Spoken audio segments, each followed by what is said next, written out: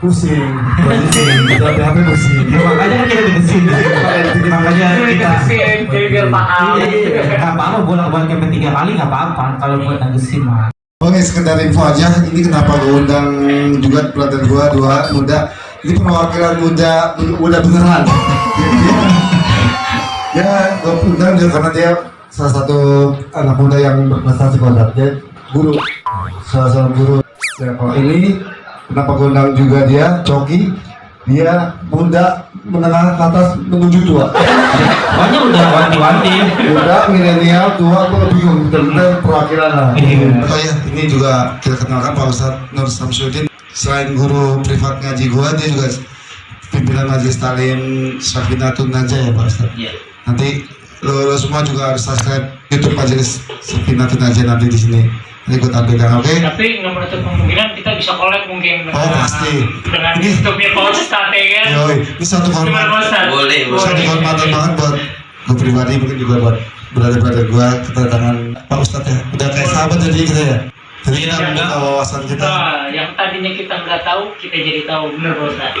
Dan yang tadinya kita salah nih bisa dilurusin Iya. sama Pak Ustadz gitu kan. Alhamdulillah gue ketemu Pak Ustadz Nur Samsudin kita kalau nggak salah ketemu setahun lalu Pak Ustadz dengan berlumur dosa lah saat itu. Tapi ya pelan-pelan lah manusia. Bro, nggak kenal pakai pemutih nggak bisa bro. Ya itu benar tadi terkait ini juga Pak Ustadz ya. Anda kan cerita gitu terkait yang tadi Pak Ustadz jelaskan juga terkait gimana kita mau mulainya. Dunia udah gue dapet walaupun gue bukan orang kaya raya, walaupun gue awalnya ya sedikit berbagi share aja buat teman-teman yang mungkin yang pengen belajar agama.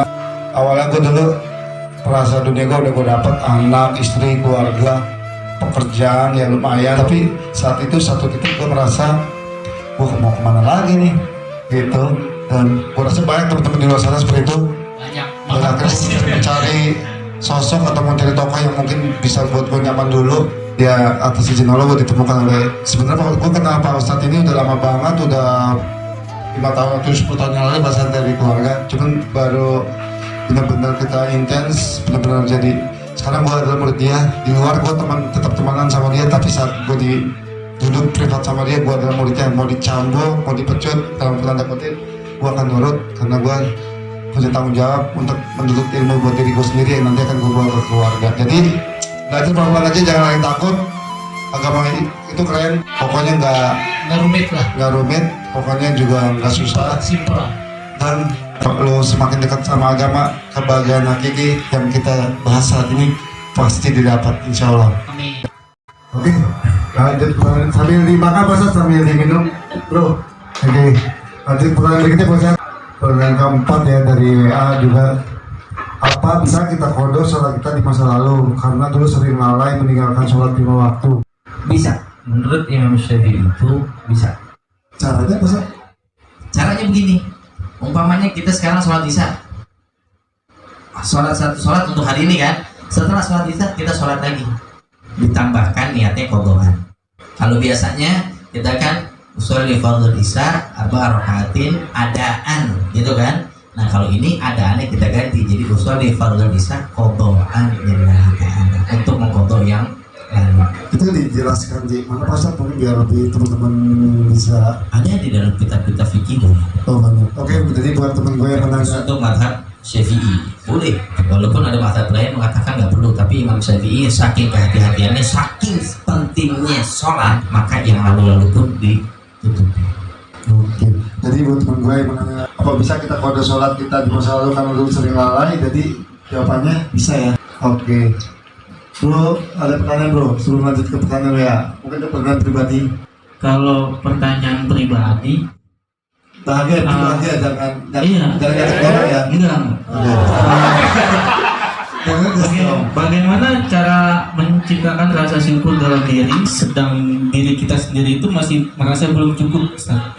Nah, ini juga termasuk daripada tanda bahagia juga. Tandanya orang yang bahagia itu dia melihat ke bawah untuk urusan dunia, melihat ke atas untuk urusan akhirat. kita merasa hidup paling susah. Aduh, gua nganggur, duit gak gablek kan gitu. Ya, Bandingnya sama orang lain lagi jadi orang lain. Teman gua, waduh, dia kerja gaji sebulan bisa 7 juta. Handphone gua tak ganti, gua mau handphone dari ini mulu, gua rawatin mulu. mana dicainin mulu lagi. Kita jangan melihat diri kita ke atas, lihatnya ke bawah. Ternyata saya masih bersyukur. Saya nggak punya uang, tapi bisa tidur di atas kasur yang empuk. Bagaimana dengan mereka? Saya masih bisa makan. Bagaimana dengan mereka? Jadi supaya kita tidak merasa orang yang paling bawah, kita cari siapa orang yang paling bawah, itu buat kita lihat. Jadi kita timbul rasa syukur. Jadi gitu itu, jangan mandang atau bandingin kita ke atas, tapi lihat diri kita sendiri ke bawah. Untuk dunia ya. Untuk akhirat kita nanti ke atas. Coba deh kalau urusan dunia ente jalan dongak dulu, kesana dulu lah. Ya kan kita harus jalan ke bawah. Kalau jalan ke bawah kali aja duit 50.000. Alhamdulillah banyak ke dongak dulu kan. Dunia itu dunia sekarang. Iya. Oh, bocah. Ada lagi bro. Udah cukup. Berarti sekedar tambahan aja mungkin ya. Kalau gue tangkap tadi rasa syukur itu bisa kita barengi dengan pola pikir kita ya, kita pola mindset kita ya. Tadinya kita mungkin iri sama orang, kita ngeliat orang ya sawang sinawang ngeliat ini enak. Kalau kita balik pola pikir kita mungkin timbul rasa syukur ya. Oke, lanjut ya pertanyaan kelima nih. Assalamualaikum, nama saya Udin. Lu pasti kenal. Oke, buat salam buat Bang Udin dimana berada, saya tahu. Balik ke Jakarta kita main lagi. Assalamualaikum, nama saya Udin. Saya mau tanya Pak Ustadz, kebahagiaan yang hakiki itu seperti gimana? Dan cara menuju kebahagiaan yang hakiki itu kita yang cari atau kita yang ciptakan? Terima kasih Ustadz. Waalaikumsalam. Kita tegasin lagi, ya kan? Kebahagiaan yang hakiki itu adalah orang yang sukses, orang yang berhasil secara dunia dan secara akhirat. Kenapa? Kalau kita hanya sukses di dunia saja, kehidupan dunia ini sebentar, betul nggak? Betul. Mungkin kita nggak sadar, sekarang umur kita sudah gini dulu, pasal baru kemarin kita masih Ada yang sakit banget sekarang Pak Ustadz. Banget itu. ya kan? Pulang kerja di jalanan anak kecil main dulu gue masih main gitu tuh. Soalnya gue udah tua banget udah gini banget. Kalau kita lihat berarti kan begitu singkat. Singkat banget. Nggak terasa. Nggak terasa. Nah makanya kalau cuma sekedar di dunia kita berboya-boya, kita bersukaria tanpa memikirkan kehidupan yang abadi, jangan sampai kehidupan yang sesaat ini akan mendatangkan kesengsaraan yang selamanya. Makanya kebahagiaan yang hakiki itu adalah dunianya berhasil, akhiratnya berhasil. Amin. Bang Udin semoga berhasil dunia akhirat. Amin. Ya. Siapa yang menciptakan? Kita menciptakan.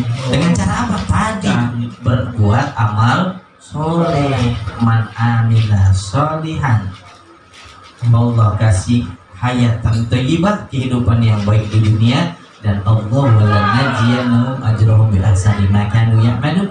Allah akan mengganjar, memberikan pahala atas kebaikan yang dia perbuat. Gimana Bang Udin? Pokoknya harus nontonin Bang Udin.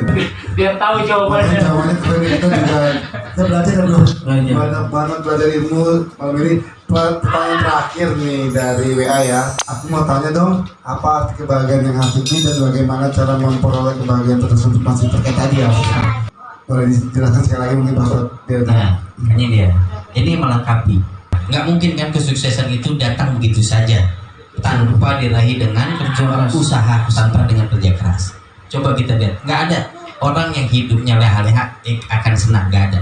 Ini mau urusan dunia, mau urusan akhirat itu seperti Biar itu. kata punya kontrakan 3 pintu juga Ustaz. Jangan kan kontrakan 3 Iya. pintu, iya kan? Tapi kalau dia cuma leha-leha, dia senang, itu enggak. Tapi dengan kita hemat, kita berusaha, kita bakal dapat kaya. Setelah kaya ini tergantung, kaya ini bisa masuk neraka, bisa masuk surga. Kalau kayaknya kita menjadi orang yang dermawan, kita menjadi orang yang murah tangan, mau membantu sesama, apalagi kayak kemarin tuh anak-anak Cijantung masih sembako ya, waktu pandemi kemarin kan, Kita Ya, satu. santunan berbagi, itu juga bagian daripada kebaikan. Itu dari harta yang kita cari di dunia, nggak melulu hanya untuk kesenangan dunia, tapi untuk kesenangan akhirat. Mungkin nggak seberapa nilainya yang kita buat, 10.000, 20.000. Untuk kita nggak seberapa, tapi mungkin buat mereka yang di sana sangat berharga. betul. Berarti itu tadi lihat ke bawah lagi ya. Lihat bahwa gitu. Dan terakhir makanya seseorang ketika dia ingin menjadi baik, kan gitu kan? Tadi kan gitu pasangannya kan, kita pengen jadi orang yang soleh, kita pengen orang jadi yang baik. Ketika Allah ingin menghendaki ada kebaikan dalam diri seseorang, maka yang pertama Allah kasih adalah pemahaman dalam beragama. Itu anugerah atau hidayah Pak Ustaz? Itu hidayah. Tapi setelah itu kita kan hidayah apa? Ada timbul keinginan, oh saya pengen ngaji nih, oh saya pengen belajar nih, itu kan? Nah, sehingga kita berusaha. Caranya berusaha gimana? Datangi teman-teman mungkin yang mereka sudah ngaji. Kenapa? Dengan kita memahami ilmu agama, ibadah kita sedikit demi sedikit semakin benar. Kalau ibadah kita sudah semakin benar, semakin baik diterima oleh Allah Subhanahu wa taala, maka Allah akan ridho dengan kita. Kalau orang yang mendapat keridhaan Allah, maka hidupnya akan sukses, hidupnya akan selamat dari dunia sampai akhirat. Itu berarti fundamentalnya itu agama, Ustaz. Betul. Oke. Ada tambahin? Kalau pertanyaannya sudah habis, mungkin dari Bro ada yang ganjel. Tadi ada yang tambahin. Tadi kan dibilang fundamental agama. Ya, itu kan menjadi dasar, menjadi tolak ukur kita dalam menilai sesuatu. Itu pasti kita lihat dengan agama. Kalau kita hanya melihat dari pemikiran manusia, mungkin dari pemikiran kita segini belum tentu sama dalam menilai satu kebaikan. Berarti kan kalau kita hanya melihat pemikiran manusia, kata si A salah, kata si B salah, kata si C salah. Makanya yang menjadi fundamental itu takaran kebenaran seseorang kita kembalikan kepada agama. Apa saya benar apa salah? Coba kembalikan kepada apa? Merujuk kepada pedoman kita, yaitu Al-Quran. Misalnya kita memahami Al-Quran dari mana? Belajar dengan ahadiyah. Oke Bro, ada lagi Bro? Lu mau tanya pertanyaan? Kayaknya Masih banyak banget itu. sebenarnya masih banyak, cuma mungkin Cukup. Oke, ada. next mungkin Oke, kalau next. nanti Oke, kita ada. kayaknya kita akhiri aja ya Bro ya. Oke, buat teman-teman semua di mana pun berada, kayak kita udah saking asiknya nih, panjang lebar. Mudah-mudahan nggak berasa, juga mudah-mudahan konten ini bermanfaat. Apa yang kita sampaikan, mohon maaf kalau ada salah-salah kata, semuanya kita hanya manusia biasa. Mohon maaf juga kalau dalam konten ini tidak sesuai harapan dari teman-teman. Setidaknya kita sudah berusaha untuk belajar ya. Oke, buat teman-teman gue lain, bukan nggak mungkin kita next juga mengadakan seperti ini lagi ya, kalau ada kesempatan momen buat teman-teman yang mau belajar bareng, mau ngobrol asik bareng, kita obras-obrasan ya Bro. Yoi. Nanti suatu saat kalau memang banyak yang mau belajar, gue undang lagi Pak Ustadz Samsudinnya. Oke Bro, Pak Ustadz. Oke, mohon maaf dari kami, khususnya dari saya pribadi, kalau ada kekurangan, kesalahan, kehilapan, mohon dimaafkan. Bro, penutup Bro, sebelum Pak Ustadz nanti mungkin doa atau closing. Iya, terima kasih juga buat Bang Yudi yang udah ngundang gue buat kesini, belajar banyak banget ilmu-ilmu soal agama. Emang cetek banget saya Ustadz kalau soal agama, makanya Sama Bro. butuh banget belajar lagi. Pokoknya makasih banget nih buat Bang Yudi udah ngundang, Ustadz juga udah mau datang ngasih ilmu yang bermanfaat. Bang Coki, kameramen Riko juga Oh, iya. dari tadi udah kanan kiri kanan Mudah-mudahan kiri. dia juga sehat selalu ya Bro, dapat manfaat dari konten ini. Makasih Boy. Kalau dari gue, makasih buat Bang Yudi yang udah bela-belain kejar gue, nelfon gue buat ngisi kontennya dia. Begitu gue dengar konten tentang agama, gue langsung ini yang gue butuhkan gitu. Karena mungkin gue ngerasa masih banyak yang harus gue benahin, dan sekarang ini kan memang pelan-pelan gitu kan. Iya, Tadi sama-sama. Ustaz bilang yang Kita pertanyaan belajar saya semua, tadi Bro. yang tentang muhasabah diri, ya mungkin dimulai dari hal-hal kecil seperti ini Pak Ustadz. Insya Allah kan nanti ke depannya tadi Pak Ustadz bilang, kalau kita bergaul sama orang ini, pergaulannya ininya kita bakal ke bawah, bener Pak Ustadz? Insya Allah ya Pak. Jadi insya Allah gitu kan. Terus buat Pak Ustadz juga makasih. Jadi pertanyaannya saya juga udah dengar, dengan jawaban-jawabannya saya cukup memahami. Mungkin tinggal penerapan ke diri aja sih sebenarnya. Buat ini ada gitu Pak Ustadz. Terima kasih Pak Ustadz, Bang Yudi, terus Berat, Riko buat kameramen, thank you. Keren nih kameramen. Mungkin dari gue itu aja cukup. Oke ya, pokoknya buat teman-teman semua yang mau belajar bareng, ngaji bareng, kabarin gue aja ya. Pokoknya yuk sama-sama berbuat baik. Seperti yang Pak Ustadz tadi bilang, sekecil apapun kita berbuat baik, insya Allah pelan-pelan kita jadi baik. Oke, contohnya temen gue nih, gue sama dia cetek banget ilmunya, tidak bisa banget Bro. Gue pokoknya, tapi ya sedikit-sedikit lah, setapak-setapak, ya itu closing dari gue. Mungkin kita closing dari Pak Ustadz, doa. Kuncinya buat kita satu, jangan ada kata terlambat untuk kita berbuat baik.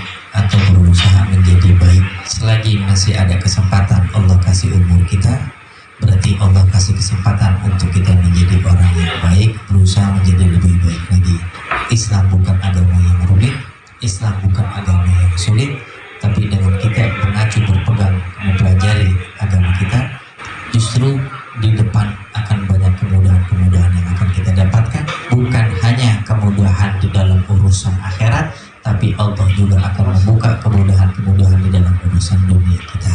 Sehingga makanya kita jangan pernah bosan untuk duduk kumpul bareng bersama ngebahas sesuatu yang mungkin kelihatannya remeh, tapi buat kita mendapatkan manfaat.